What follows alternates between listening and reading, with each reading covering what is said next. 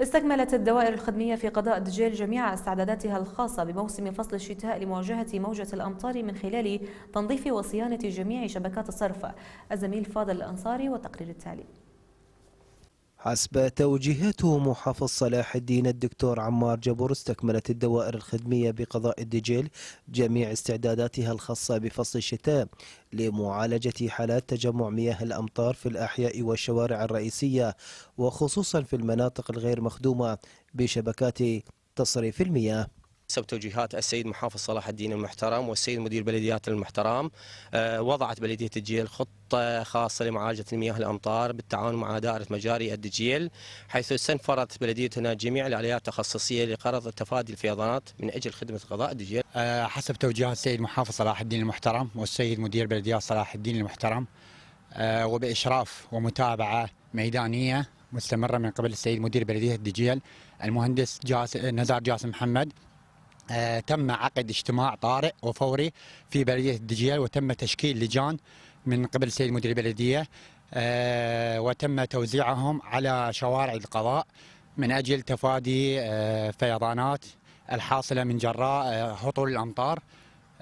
وإن شاء الله نتمنى من الله التوفيق لمعالجة مياه الأمطار وسحبها من قبل آلياتنا والكوادر المتخصصة في ذلك.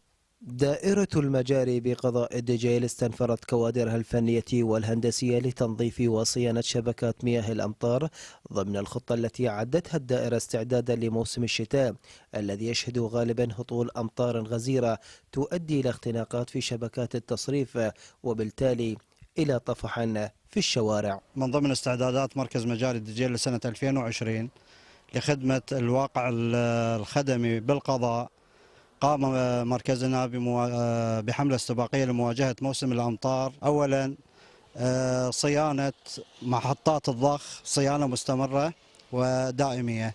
ثانيا قامت كوادرنا بتنظيف وتسليك خطوط شبكات المجاري مياه الأمطار والصرف الصحي بالقدر الممكن، وإن شاء الله والتعاون مع مديرية بلدية الدجيل لرفع الواقع الخدمي أو تحسين الواقع الخدمي بالقضاء. استنفرت الدوائر الخدمية كافة إمكانياتها لتصريف مياه الأمطار من الشوارع والأحياء. لقناة صلاح الدين الفضائية، فاضل الأنصاري، قضاء دجيل.